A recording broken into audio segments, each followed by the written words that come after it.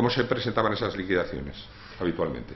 Las liquidaciones se presentaban en unas hojas específicas con un formato específico, donde se recogían en un listado la diferente tipología de gastos que había, una suma total, y se adjuntaban los documentos que justificaban esos gastos. Vale, una vez que usted aprobaba esos gastos, que se hacía una transferencia al que había incurrido en esos gastos, ¿cómo era el sistema? ¿Ellos tenían dinero antes que les entregaba el partido?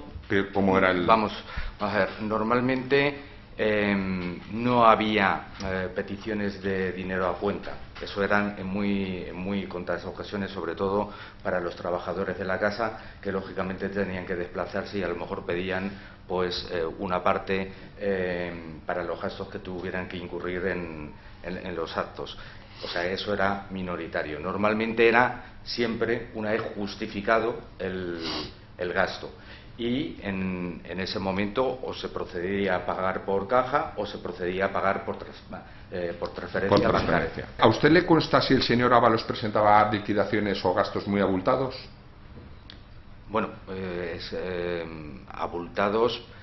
De importes elevados, me refiero, mensuales, que generaban una transferencia mensual elevada. De importes, eso exactamente no le puedo decir los importes, pero dependía de la actividad. Lógicamente en verano prácticamente no había ninguna actividad del partido. En mayo del 2019 yo creo que hubo como 7 procesos electorales. ¿Usted le transmitió a doña Adriana Lastra su preocupación por el importe de los gastos del señor Ábalos que se estaba pasando por parte de él?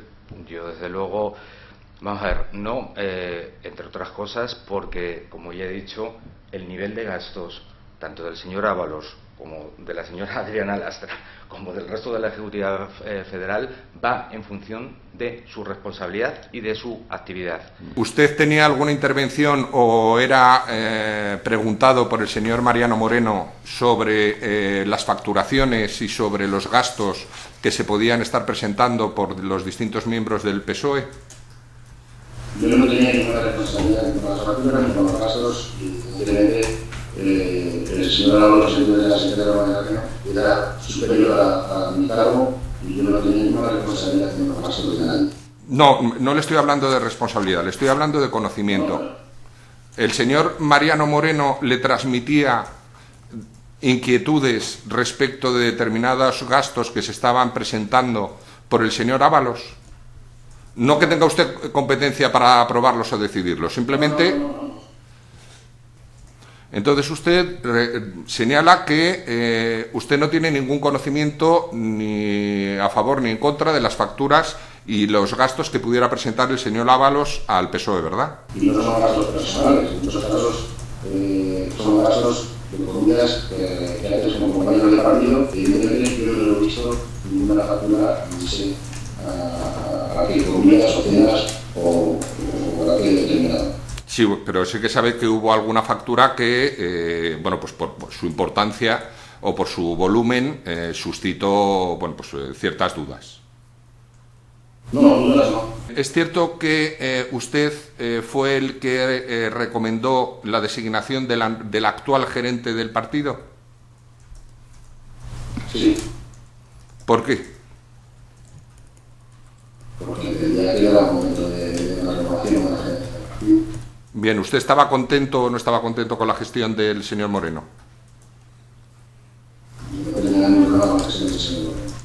Bien, ¿es cierto que usted manifestaba a sus cercanos que el señor Moreno le había mantenido al margen de cuestiones que usted le había preguntado sobre las facturaciones del señor Ábalos? No es cierto. A mí me pasaban los gastos, ¿Quién se los pasaba? Me los pasaban desde... pues de quienes hacían los gastos, las personas que trabajaban con él. Con él. ¿Coldo Izaguirre puede ser? Coldo Izaguirre era uno de ellos, sí. ¿Es cierto que en algunas ocasiones se presentaban por parte del señor Ábalos facturas de comidas el mismo día en diferentes provincias, por ejemplo en Madrid y en Barcelona? Pues es que yo eso no lo recuerdo. No lo sé. No recuerdo si eran... Más que fijarme en ello, yo lo que hacía era sumarlas. No sé si eran del mismo día o... Es cierto que en la época en la que el señor Ábalos presentaba esas facturas se incluían facturas sin recibos, o sea, es decir, sin recibos de visa. No, es obligatorio presentar el recibo de visa. A lo mejor había, yo qué sé, puede que algún taxi o algo que no se haya pedido el resguardo, pero en casi todas lo llevaban. Además es que depende, porque según la normativa se empezó después de, yo creo que el 2017. O sea que no le sabría usted decir cuándo empezó a ser obligatorio el presentar los recibos del banco de que se ha pagado esa factura. Bien, es cierto que cuando salió el señor Moreno como gerente del partido, su sustituta remitió un email a todos los miembros del partido obligándoles a que presentaran tanto la factura como el cargo de visa, prohibiendo los pagos en efectivo. Sí, bueno, prohibiendo los pagos en efectivo no lo sé, pero que sí se mandó un email diciendo que había que presentar los recibos del banco.